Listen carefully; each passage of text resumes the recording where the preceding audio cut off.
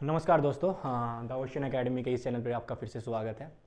मैं मेरी एक पहली वीडियो डाल चुका हूँ इलेक्ट्रोस्टैटिक की इस चैनल पे, और एक मैथ की वीडियो भी आ चुकी है। मेरे साथ ही थे दिनेश रोहिला, उन्होंने मैथ की एक वीडियो डाली है।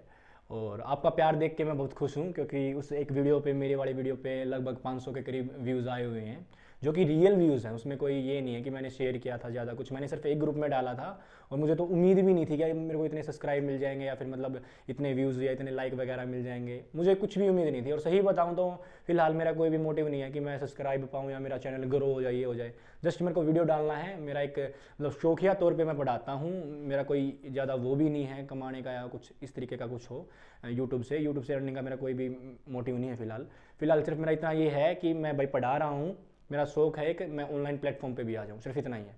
तो आपका ये सहयोग देख के आज मन भी करा कि ये वीडियो डालते हैं। वैसे तो हम संडे की डालने के लिए, संडे को हमारे पास टाइम होता है, तो संडे को ही डालने के लिए हम सोचते हैं, और बन पाती हैं हमसे वीडियोस।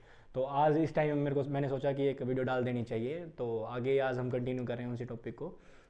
और एक बात मैं आपसे पूछना चाहूँगा, आपके कमेंट्स भी देख रहा था, काफ़ी अच्छे अच्छे आपने कमेंट्स भी कर रखे थे। एक बात मैं आपसे पूछना चाहूँगा कि जो +2 क्लास में जो बच्चे हैं, अभी देखो टाइम ये अभी नवंबर आधा जाने को है, आधा जा चुका है नवंबर, अब दिसंबर आएगा, फिर जनवरी फरवरी और मार्च के या फरवरी के लास्ट में एग्ज़ाम होने स्टार्ट हो जाते हैं +2 क्लास के। तो अगर आप ये चाहते हो कि +2 क्लास का कंप्लीट सिलेबस किया जाए, तो वो तो थोड़ा होगा मुश्किल, क्योंकि आपको भी पता है 4-5 महीने में ये कर पाना थोड़ा सा मुश्किल होता है। लेकिन हाँ, अगर आप ये चाहते हो कि सर एक इंपॉर्टेंट क्वेश्चन की सीरीज़ लेके आओ, जो एग्जाम ओरिएंटेड क्वेश्चंस हो, जिसमें हमारे मार्क्स अच्छे आ जाए, ये उनके लिए अच्छा रहेगा जो बच्चे अभी तक पढ़े ही नहीं है बिल्कुल भी, जिनकी आँख अभी तक खुली नहीं है। कुछ होते हैं ना जिनकी आँख नहीं खुलती, सोचते हैं एग्जाम टाइम में पढ़ लेंगे, तो ये उनके लिए सीरीज़ रहेगी। अगर आप इस चीज़ से एग्री होकर भी ये चाहते हो कि भाई ये सीरीज़ हम हमारे लिए लेके आई जाए ऑनलाइन प्लेटफॉर्म पर, तो आप बता दीजिएगा। इधर HBSC के लिए और CBSE के लिए, दोनों के लिए यूज़फुल रहेगा। तो आगे हम आज शुरू करते हैं हमारा नया टॉपिक। टॉपिक का नाम है कुलाम्स लॉ। ये जो कुलाम्स लॉ वाला टॉपिक, आज मैं ज़्यादा लंबी इस वीडियो को नहीं करूँगा, ये थोड़ा सा एक टॉपिक आपको समझाने का है, मतलब आप कनेक्ट कर पाओ, इसलिए मैं टॉपिक आज करवा रहा हूँ, और वीडियो भी छोटी ही रहेगी। तो इस कुलाम्स लॉ में आपको जो मैं भी लिखूँगा, आपको बहुत कुछ चीज़ें नई सीखने को मिलेंगी, एक तरीका सीखने को मिलेगा कि हम कैसे यूनिट्स वगैरह होती हैं हमारे, मतलब फिजिक्स से हम जो असली फिजिक्स का जो एक टॉपिक है, ये कुलाम्स लॉ भी स्टार्ट हुआ है इलेक्ट्रोस्टैटिक का। तो हम इसे करते हैं, और बियॉन्ड द फिजिक्स अगर आप रखते हो इन फ्यूचर भी, BSc वगैरह करते हैं, MSc वगैरह करते हो, तो ये टॉपिक आपके लिए रीड का काम करेगा। रीड का मतलब एक तरह से बेस है। तो इस क्वेश्चन को अच्छे से करना। आज कंप्लीट हम कुलाम्स लॉ को यहाँ पे उधेड़ के रख देंगे। आशा करता हूँ कि आपको समझ में आएगा। चलो शुरू करते हैं Coulomb's law.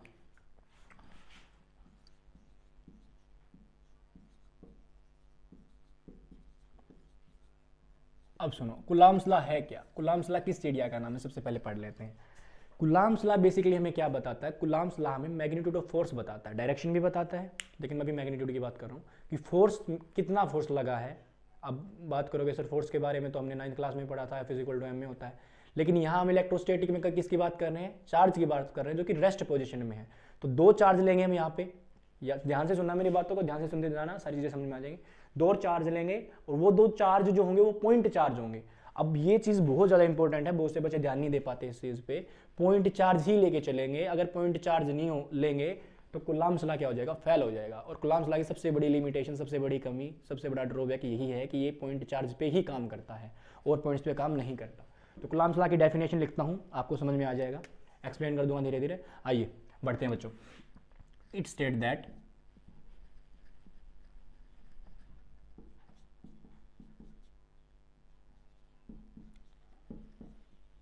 The force of interaction.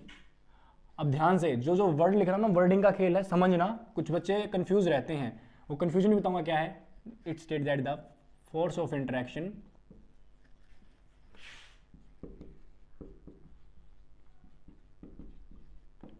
Between 2 point charge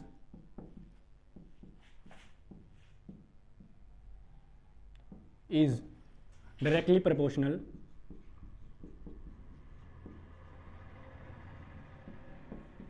to the product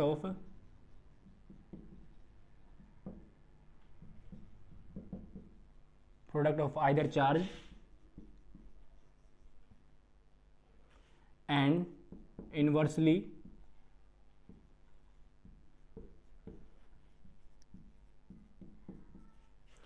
proportional to the square of distance। Between them. अब समझो इस चीज़ को बच्चों। अब देखो बच्चे सबसे ज़्यादा कंफ्यूज कहाँ होते हैं, जब इसकी एक डेफिनेशन लिखते हैं तो वो क्या लेके चलते हैं, यहाँ पे जो मैंने इंटरेक्शन वर्ड लिखा ना, इस पर फोकस करना, इस इंटरेक्शन की जगह पे वो अट्रैक्शन लिख देते हैं। अब कहोगे सर क्या फ़र्क है इसमें, देखो इंटरेक्शन और अट्रैक्शन का बहुत ज़्यादा फंडा है, अब समझना है इस चीज़ को, मैं बता रहा हूँ। मैंने क्या कहा है, it state that the force of interaction between 2 point charge is directly proportional to the product of either charge and inversely proportional to the square of the distance between them, यानी उनके बीच का जो डिस्टेंस है उसके inversely तो proportional होगा और directly proportional किसके होगा, प्रोडक्ट ऑफ आइदर चार्ज, यानी चार्ज के प्रोडक्ट के बराबर होगा। अब ये इंटरेक्शन का फंडा है, इंटरेक्शन का सुन लो। अब जो ये फोर्स लगेगा ना बिटवीन द टू चार्ज जो फोर्स लगेगा वो आइदर अट्रैक्शन वाला भी हो सकता है और रिपल्शन वाला भी हो सकता है। इंटरेक्शन का मतलब इंटरेक्ट करना, ठीक है, रिपल्शन वाला भी हो सकता है, अट्रैक्शन वाला भी हो सकता है। लेकिन बच्चे यहाँ पे क्या लेके चलते हैं, अट्रैक्शन लेके चलते हैं। नहीं, सिर्फ अट्रैक्शन ही नहीं होगा, वहाँ पे रिपल्शन भी हो सकता है। अभी करेंगे हम, इसको समझ में आएगा तुम्हें धीरे धीरे, मैथमेटिकली जो इसकी फॉर्मेशन है वो हम लेके चलेंगे अभी। तो चलो एक्सप्लेनेशन देखते हैं, इसकी एक्सप्लेनेशन क्या है। एक्सप्लेनेशन में क्या है देखो ध्यान से, मैं दो चार्ज लेता हूँ, क्या लेता हूँ मैं, दो तरह के चार्ज लेता हूँ। अब ये चार्ज जो हमें ले रहा हूँ ध्यान से देखना, ये कोई चार्ज है, ये मैंने इस चार्ज को नाम दिया Q1, ठीक है, और यहाँ से एक डिस्टेंस पे मैंने एक और चार्ज ले लिया Q2। ये मेरा Q1 चार्ज है, ये मेरा Q2 चार्ज है, और इनके बीच में जो डिस्टेंस है वो है R। क्या है वो, R है, समझ में आ गया। अब ये Q1 चार्ज लिया मैंने, Q2 चार्ज लिया, अब इनके बीच में फोर्स ऑफ इंटरेक्शन क्या होगी, कुछ भी हो सकती है। मैंने ये नहीं कहा स्पेशली कि ये जो Q1 चार्ज है ये नेगेटिव है या ये पॉजिटिव है या ये नेगेटिव है ये पॉजिटिव है, मैंने ऐसा कुछ भी नहीं कहा। मैंने क्या कहा, दो तरह के चार्ज लिए हैं, उनके बीच में कोई भी फोर्स ऑफ इंटरेक्शन है। अब ये इंटरेक्शन का मतलब ये है, आइदर वो अट्रैक्शन भी हो सकती है और रिपल्शन भी हो सकती है, मुझे नहीं पता। तो अब ये क्या कहता है, कुलाम्स ने क्या कहा कि भाई जो फोर्स है ना, जो इनके बीच में जो फोर्स ऑफ इंटरेक्शन होगा, मैं उसको F नाम दे देता हूँ। ये जो F फोर्स होगा इनके बीच में जो इंटरेक्शन लगी हुई है, अब ये चार्ज जो है इस पर कुछ ना कुछ फोर्स लगाएगा, ये चार्ज इस पर कुछ ना कुछ फोर्स लगाएगा। तो ये जो टोटल फोर्स है, कंबाइंड फोर्स है, ये फोर्स क्या होगा, यही कुलाम ने बताया था। तो इसने क्या कहा था, कुलाम ने कहा था, पहली स्टेटमेंट कुलाम ने ये देखी थी कि जो ये फोर्स है ये इन दोनों के किसके बराबर होगा, प्रोडक्ट के बराबर होगा। जो देखो मैंने यहाँ लिख रखा है, state that the force of interaction between 2 point charge is directly proportional to the product of either charge. तो प्रोडक्ट ले लेता हूँ चार्ज की, ये मैंने ले ली चार्ज की प्रोडक्ट, और इसको मैं नाम दे देता हूँ इक्वेशन 1। ये मैंने इक्वेशन 1 नाम दे दी। पहली स्टेटमेंट इसने ये कही थी, पहली स्टेटमेंट आई होप क्लियर होगी, ठीक है। दूसरी स्टेटमेंट में इसने क्या कहा, दूसरी स्टेटमेंट में इसने ये कहा था कि जो ये है ना डिस्टेंस के इनवर्सली, स्क्वायर के इनवर्सली प्रोपोर्शनल होगा। अब ये डिस्टेंस क्या है, R, ये देखो ये डिस्टेंस है इसके बीच की, ये क्या है, पूरी डिस्टेंस है, इस डिस्टेंस के इनवर्सली प्रोपोर्शनल होगा, लेकिन स्क्वायर के, तो मैं यहाँ पे स्क्वायर लगा देता हूँ और इनवर्सली प्रोपोर्शनल हो गया। ये होगी मेरे पास सेकंड इक्वेशन, इसको मैं नाम दे देता हूँ सेकंड इक्वेशन। अब जब मैं इनको कंबाइन करता हूँ तो मुझे क्या मिलेगा, अब मैं क्या करूँगा, इनको कंबाइन कर दूंगा और एक इक्वेशन आ जाएगी हमारे पास। और ड्यूरिंग बियॉन्ड द इस इलेक्ट्रोस्टैटिक हम ये इस इक्वेशन का बहुत ज़्यादा यूज़ करेंगे। यहाँ से जो फोर्स निकलेगा उस फोर्स का हमारे यहाँ पे बहुत यूज़ होगा, तो इसको समझना आपके लिए बहुत ज़्यादा जरूरी है। इंपॉर्टेंट चीज़ें हैं जो मैं करवा रहा हूँ। तो मैं यहाँ पे कंबाइन कर देता हूँ, चलो यहाँ पे मैं कंबाइन कर देता हूँ। मैं कंबाइन करता हूँ तो मेरे पास क्या मिलता है मुझे, Q1 Q2 और बाई में R स्क्वायर, ये कंबाइंड फॉर्म होगी, क्या होगी, एक कंबाइंड फॉर्म होगी। अब देखो जब भी हम प्रोपोर्शनैलिटी का साइन हटाते हैं तो हमारे पास एक कांस्टेंट आता है। अब ये कहोगे सर ये कांस्टेंट क्या होता है, कांस्टेंट कोई भी कैलकुलेटेड वैल्यू होती है, कोई भी क्या होती है, कैलकुलेटेड वैल्यू होती है किसी भी इक्वेशन में, ठीक है। उस कैलकुलेटेड वैल्यू को हम यूज़ करते हैं एज ए कांस्टेंट। तो यहाँ पे कांस्टेंट क्या आ जाएगा, K आ जाएगा। अब देखो जब मैं इसको कांस्टेंट को प्रोपोर्शनैलिटी साइन को हटाऊंगा तो क्या आ गया मेरे पास, और ये हमारी पूरी वैल्यू बन गई। ये है वो फोर्स जिसकी मैं बात कर रहा था कि जो ये इस पे टोटल जो फोर्स लग रहा है दोनों चार्ज की वजह से, वो कितना है, ये समझ में आ गया। तो ये था मेरा कुलाम्स लॉ, जहाँ तक अभी तक हमने जितना किया है कुलाम्स लॉ की मेन सिचुएशन थी ये। अगर ये क्वेश्चन तुम्हारे 2 नंबर में आता है, तुम इतना करके आते हो तो तुम्हें दे देगा 2 नंबर। मैं बात कर रहा हूँ HBSC की, लेकिन अगर आप CBSE की बात करते हो तो CBSE में अगर आपको पूरे नंबर चाहिए है तो इसको आपको कंप्लीटली लिखना पड़ेगा वेक्टर फॉर्म में। अब ये वेक्टर फॉर्म क्या होती है, अब देखो ये फोर्स लग रहा है कि किसी ना किसी डायरेक्शन में लग रहा है ना, तो मैं मान के चलता हूँ कि ये फोर्स मेरा इस साइड लगा है, ये फोर्स क्या लगा है मेरा, इस साइड लगा है, यानी ये जो इंटरेक्शन हो रही है वो इस साइड हो रही है। तो कुछ ना कुछ वेक्टर फॉर्म में आएगी, वेक्टर फॉर्म में मतलब डायरेक्शन होगी, तो ये डायरेक्शन मैंने दे दी, तो ये एक तरह से डायरेक्शन वेक्टर हो जाएगा, यानी यूनिट वेक्टर डायरेक्शन वेक्टर हो गया। तो यहाँ पे मैं लगा दूंगा वेक्टर का साइन, और यहाँ पे मेरा क्या आ जाएगा, एक यूनिट वेक्टर आ जाएगा, ये यूनिट वेक्टर हो गया। तो ये हमारा इस तरह से क्या हो गया, एक वेक्टर फॉर्म होगी कूलम्ब्स लॉ की। ठीक है, समझ में आ गया। अब आगे बढ़ते हैं हम, इस के बारे में हम पढ़ते हैं। इस के को समझना बहुत ज़्यादा इंपॉर्टेंट है। इस के का भी मैं नामकरण करूँगा, जैसे तुम्हारा नामकरण करते हैं ना कि तू सोनू है, मैं मोनू हूँ, जो भी है, वो सीता है, वो गीता है, इसी तरीके से इस के का भी क्या कर देंगे, नामकरण कर देंगे। चलो करते हैं।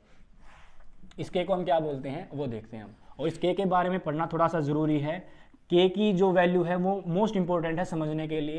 क्वेश्चन भी यहाँ से, अगर ये सीबीएसई में क्वेश्चन आता है तो बहुत बार कूलम्ब्स लॉ सीधा डायरेक्ट नहीं पूछा जाता, कूलम्ब्स लॉ से क्वेश्चन पूछे जाते हैं। जैसे मैं के की बात करूँगा तब समझ में आएगा कि क्वेश्चन क्या बनेगा यहाँ से। अब देखते हैं, चलो के, इस के को हम बोलते हैं डाइलेक्ट्रिक कांस्टेंट। क्या बोलते हैं, डाइलेक्ट्रिक कांस्टेंट।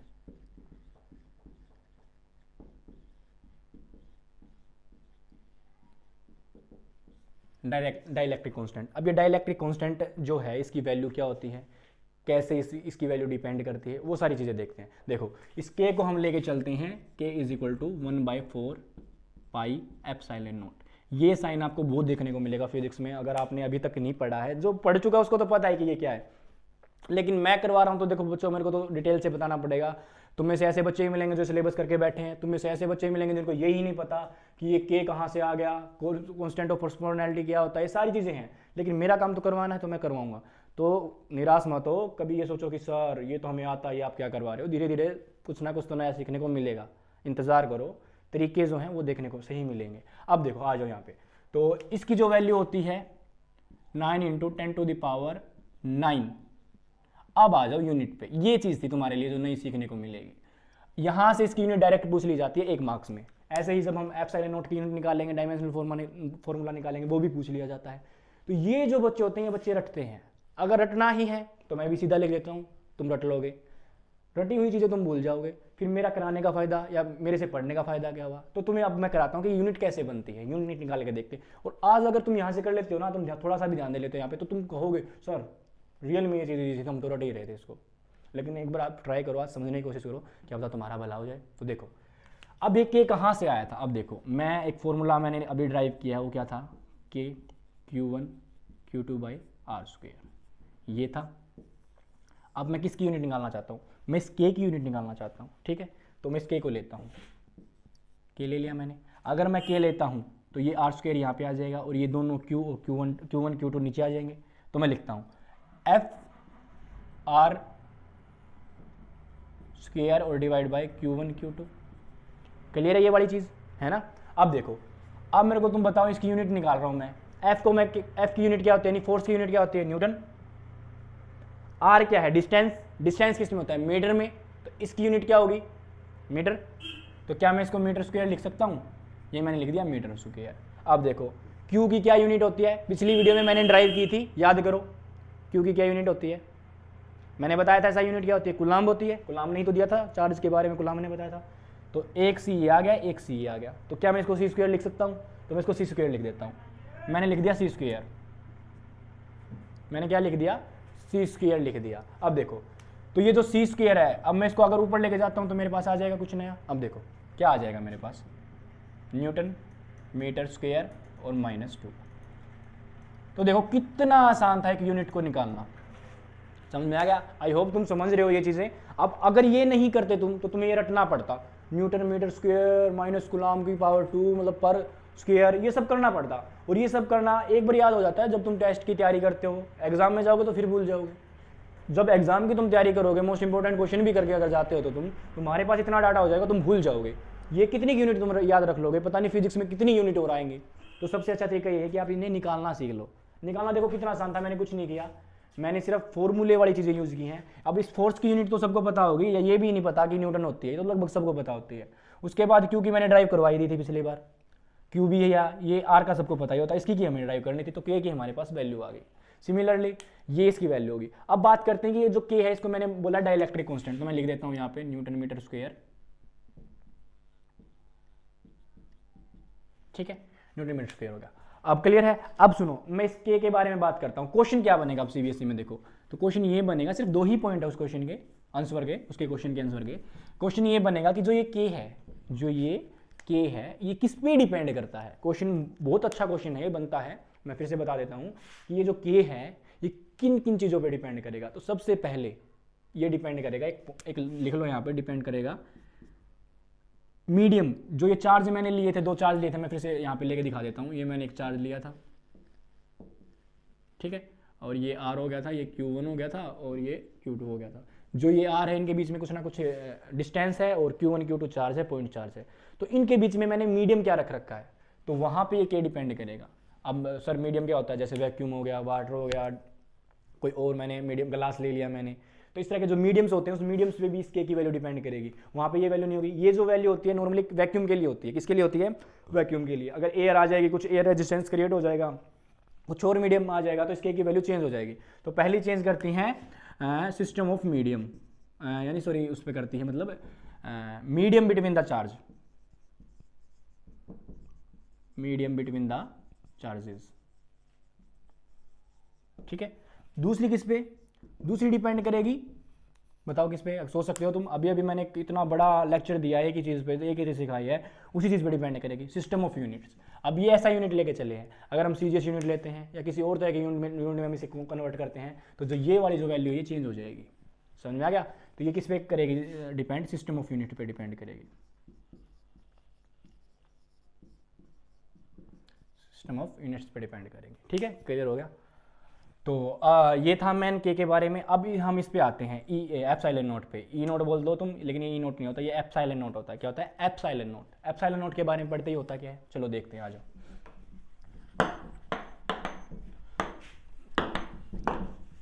देखो एप्सिलॉन नोट, एप्सिलॉन नोट को हम बोलते हैं इलेक्ट्रिकल परमिटिविटी।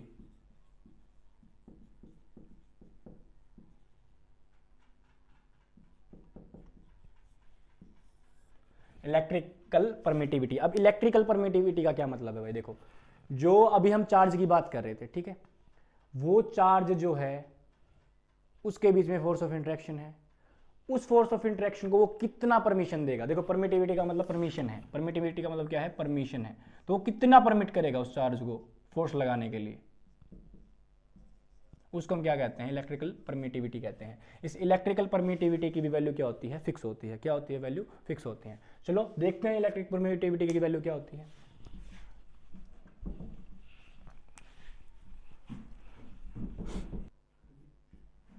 तो एप्सिलॉन नॉट की वैल्यू होती है 8.85 10⁻⁻12। अब देखो फिर से यूनिट की बात आ गई। अब देखो मैं बार बार बोल रहा हूँ, इस पर जोर लगा रहा हूँ, तो इसका मतलब ये है कि एक तो एप्सिलॉन नॉट और एक मैं अभी के की बात कर रहा था, तो इनकी वैल्यू बेटा एग्जाम में पूछ ली जाती है, एक मार्क्स में डायरेक्ट पूछ ली जाती है, वन लाइनर्स में। तो इन पे थोड़ा सा ध्यान दो भाई। और ये जो वैल्यू होती है ना 8.85 जो है, ये तुम्हें डाटा मिल जाएगा वैसा का वैसा। बहुत बार एग्जाम में पहले मतलब फ्रंट पेज में तुम्हें दे देते हैं न्यूमेरिकल्स में यूज करने के लिए, अगर तुम्हें याद ना तो, लेकिन ये यूनिट नहीं देते। यूनिट तुमसे पूछी जाएगी, यूनिट निकालना सीख लो, आसान है, मुश्किल कुछ नहीं है। डायमेंशनल फॉर्मूला भी पूछ लिया जाता है इसका, जो भी मैं करवा दूंगा अभी तुम्हारे लिए करवा दूंगा ये, लेकिन इसका डायमेंशनल फॉर्मूला भी याद रखना। याद रखा नहीं जाएगा, निकालना सीख लो, तभी बार बार बोल रहा हूँ। तो देखो अब एप्सिलॉन नोट क्या था? के इज इक्वल टू क्या था? 1/4 एप्सिलॉन नोट था ये। इसकी वैल्यू हम पहले निकाल चुके हैं। तो अगर मैं इसको फॉर्मूले में लिखता हूँ, एफ इज इक्वल टू क्या था? के Q1 Q2 बाई R², यही था एफ। अब इस के किस जगह पे 1/4 पाई एप्सिलॉन नोट लिख दूँ, और इस पे क्या लिख सकते इसको ये तो रहेगा हमारे पास, मैंने तो के को सब्सटीट्यूट किया है, ये हो गया। अब मेरे को वैल्यू किसकी चाहिए है? एप्सिलॉन नोट की, यानी यूनिट चाहिए और डायमेंशन फॉर्मूला भी चाहिए। तो क्या इस यहाँ इसको उठा के यहाँ ले आऊँ? तो मैं इसको उठा के यहाँ ले आता हूँ, 1/4 पाई, और एफ आ गया नीचे, और Q1 Q2 बाई R² हो गया। ये देखो, अब देखो ध्यान से देखो, इस चीज़ को देखने का है। अब 4 पाई जो वो कॉन्स्टेंट वैल्यू है, इसकी कोई यूनिट नहीं होगी। कॉन्स्टेंट वैल्यू कोई यूनिट होती है? मैं कहता हूँ 3.14 जो है पाई की वैल्यू है, क्या इसकी कोई यूनिट है? कोई यूनिट नहीं है, कॉन्स्टेंट वैल्यू है, तो इसको हम भूल जाते हैं, इसको छोड़ते हैं। अब देखो Q1 पे आओ, Q2 पे आओ। Q1 Q2 की कोई वैल्यू है? क्या कोई यूनिट है? ऐसा ही हाँ करवाई है मैंने, अभी तो करवाई थी कल वाली वीडियो में। तो देखो क्या है, Q1 Q2 की कूलाम्ब है, तो 2 कूलाम्ब हो गए। यूनिट निकाल रहा हूँ मैं, 2 यहाँ पे लिख देता हूँ, एप्सिलॉन नोट इज इसकी क्या है? यूनिट निकाल रहे हैं। तो Q1 Q2 को मैंने लिख दिया CC, हो गया। उसके बाद F की यूनिट बताओ क्या होती है? न्यूटन होती है, न्यूटन लिख दी मैंने। उसके बाद फिर R² आ गया। इस R² की क्या होगी बताओ? R² की फिर से वही मीटर स्क्वेयर, अब इसको ले जाते हैं हम ऊपर, अगर एप्सिलॉन नॉट की मैं वैल्यू निकालता हूँ तो सी स्क्वेयर n-1 और m-2, ये हमारी एप्सिलॉन नॉट की क्या आ गई हमारे पास वैल्यू आ गई। देखो कितना आसान था, अगर इस चीज़ को तुम याद रखते तो तुम्हें याद रहती ये चीज़, भले ही तुम थोड़े टाइम के लिए किसी टेस्ट के लिए तुम तैयारी कर लो, एग्जाम के लिए तैयार कर लो, लेकिन एंड टाइम पे तुम इस चीज़ को भूल जाओगे, रटी हुई चीज़ें भूलोगे भाई। और फिजिक्स इज नॉट अबाउट रट्टा, फिजिक्स अगर रट्टा ही होती, साइंस अगर रट्टा ही होती तो कोई भी कर लेता। चीज़ें हैं, मस्त चीज़ें हैं, पढ़ने वाली चीज़ें, सीखने वाली चीज़ें हैं, अगर तुम सीख के करते हो तो मुझे नहीं लगता कि इसमें कोई दिक्कत थी, कितना ईजी था एक यूनिट निकालना। अच्छा, तो अब ये यूनिट होगी, अब यहाँ से हम क्या निकाल लेते हैं, इसका डायमेंशन फॉर्मूला निकाल लेते हैं। अब देखो तो यहाँ पे इसकी मैं यूनिट लिख देता हूँ। देखो मैंने भी याद नहीं कर रखी है, अगर मैं चाहता तो मैं याद कर किसी दिन लिख देता था, लेकिन मैंने भी याद नहीं कर रखी, मैंने भी निकालनी सीख रखी है भाई, तभी मैं तुम्हारे सामने निकाल पा रहा हूँ। अगर मैंने याद की होती तो क्या पता मैं यहाँ पे उलझ जाता, भूल जाता, कुछ भी कर देता। समझ में आ रहा है? तो अब इसका डायमेंशन फॉर्मूला देखते हैं, मैं इसको थोड़ा रफ कर देता हूँ, यहाँ पे देखेंगे। अब देखो डायमेंशन फॉर्मूला भी बिल्कुल ईजी है, अगर तुम थोड़ा सा ध्यान दोगे तो। ये फॉर्मूला मैं फिर से लिख देता हूँ। फॉर्मूला क्या था एप्सिलॉन नॉट का? एप्सिलॉन नॉट का मेरे पास फॉर्मूला आया था 4 pi f Q1 Q2 by r square. सब कुछ जो मैं करवा रहा हूँ उससे ही रिलेटेड करवाऊंगा, उसे ही इजी बनाने के लिए मैं चीज़ें करवा रहा हूँ, ताकि तुम्हें आगे आने वाले लेक्चरों में या फिर आने वाली चीज़ों में तुम्हें परेशानी ना आए। हर चीज़ इंटरलिंक्ड है, अभी पता चल जाएगा मैं क्यों बोल रहा हूँ ये चीज़ें। तो मैं इसका डायमेंशन फॉर्मूला निकालना चाहता हूँ।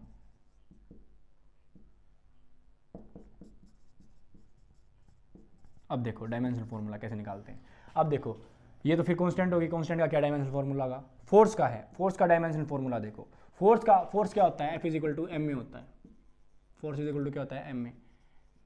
मास के लिए एम लिखते हैं, 1 आ गया। एक्सेलरेशन के लिए, एक्सेलरेशन का भी निकालते हैं, एक्सेलरेशन भी अलग निकाल लो। क्या होता है? अगर मैं इसकी ऐसा यूनिट की बात करूँ तो मीटर पर सेकंड स्क्वायर होता होगा। ये तो ये 9th क्लास की चीज़ें हैं भाई, मैं फिर भी करवा रहा हूँ तो मेरी वीडियो देख लो एक बार। एक्सेलरेशन का क्या होता है? मीटर पर सेकंड स्क्वायर होता है। तो एक्सेलरेशन का अगर मैं डायमेंशन फॉर्मूला निकालना चाहता हूँ तो क्या मैं ये लिख सकता हूँ? L1 T-2 लिख सकता हूँ। मीटर क्या है? एक तरह से लेंथ है, लेंथ लेके चलेंगे, लेंथ का 1 हो गया और टाइम का सेकंड स्क्वायर टाइम हो गया और -2 हो गया, यानी पर सेकंड स्क्वायर हो गया। तो एक्सेलरेशन का भी हमारे पास आ गया, m का 1 आ गया और इसका क्या आ गया? L1 T-2। तो ये फोर्स का हो गया। फोर्स का क्या होगा डायमेंशन फॉर्मूला? ये हो गया। तो लिख दूँ यहाँ पे, मैं लिख देता हूँ यहाँ पे m1 L1 T-2 हो गया। अब देखो उसके बाद मैं बात कर रहा हूँ Q1 Q2 की। अब Q1 Q2 का मैंने बताया था, निकाल के भी दिखाया था, याद करने का भी तरीका बताया था। अब कहोगे सर क्या था, हम तो भूल गए, चलो फिर से रिपीट कर देता हूँ। क्या था? मैंने बताया था ना, कूलाम कब मरा था? 80 में मरा था। कब मरा था? 80 में। तो जो Q का डायमेंशन फॉर्मूला वो क्या है? 80 है। क्या है? 80 है। तो यहाँ पे 80 लिख दूँ, 80 हो गया। एक 80 इसके लिए हो गया, Q1 के लिए, एक 80 इसके लिए हो गया, 80। ये मैं थोड़ा एक्सप्लेन करके बता रहा हूँ, जब तुम्हें टाइम लग रहा है, क्योंकि मेरे को तो बताना पड़ेगा, एक्सप्लेन करके एक चीज़ बतानी पड़ेगी। लेकिन जब तुम्हें आ जाएगा और तुम निकालोगे ना 2 सेकंड का भी, 2 सेकंड तो मैंने बहुत कम बोल दिया, लेकिन मैक्सिमम 30 सेकंड में तुम निकाल दोगे, अगर तुम्हारी स्पीड अच्छी है और तुम निकालना चाहते हो तो। ठीक है, 80। अब देखो आर का, अब आर का देखो क्या होगा? आर वही लेंथ आ गई, लेंथ का स्क्वायर हो गया। तो क्या अब मैं इसे ऊपर लेके जाऊंगा तो क्या मेरे पास एक डायमेंशन फॉर्मूला नहीं आ जाएगा? कितना ईजी था डायमेंशन फॉर्मूला निकालना। अब देखो ए का स्क्वायर कर दूं, टी का स्क्वायर कर दूं, हो गया टी का स्क्वायर। अब देखो m ऊपर जाएगा -1 हो गया, l ऊपर जाएगा -1 हो गया, लेकिन -2 ऊपर जाएगा तो क्या हो जाएगा? प्लस, और l ऊपर जाएगा तो फिर -2 हो गया। अब देखो ध्यान से, तो ये क्या बन गया कंप्लीट? अब जो तो ये -1 था भाई, मैंने 2 कर दिया था गलती से। हाँ, तो l -2 हो गया। अब देखो, अब इसको मैं सबको कंबाइन करके लिखता हूँ। देखो m-1 है सिर्फ, ठीक है, एक ही m-1 है मेरे पास, तो मैंने पहले लिख दिया m-1। देखो इसका जो सिंपली लिखना होता है ना, मैं इस फॉर्म में लिखना होता है। m पहले m आता है, फिर l आता है, फिर t आता है, फिर a आता है। तो मैं इस फॉर्म में इसको लिख रहा हूँ, अरेंज कर रहा हूँ। ठीक है, तो m के ऊपर -1। अब उसके बाद मेरे को क्या लिखना है? l लिखना है। l देखो कितने हैं, -1 यहाँ पे है, -2 यहाँ पे है, तो l -3 लिख दूँ। ये मैंने लिख दिया l -3। अब देखो, अब t देखो, 2t यहाँ पे है, 2t यहाँ पे, t4 हो गया। ठीक है, a रहता, पहले a लिख देते हैं। देखो t आएगा पहले, सॉरी, तो t लिख दिया मैंने 4। अब a देखो, a क्या है? 2 यहाँ पे है और है ही नहीं, तो a2 आ गया।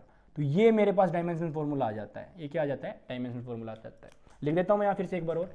तो जो एप्सिलॉन नॉट का जो डायमेंशन फॉर्मूला है वो क्या होगा मेरे पास? m-1 l -3 t4 और a का ये है मेरे पास डायमेंशनल फॉर्मूला। अब बताओ इसमें कौन सी लंबी चौड़ी कहानी थी।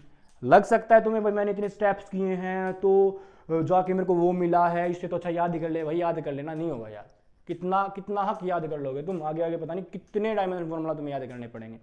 ये पहला चैप्टर है 11th क्लास का जिसमें हम डायमेंशनल फॉर्मूला निकालना सीखते हैं।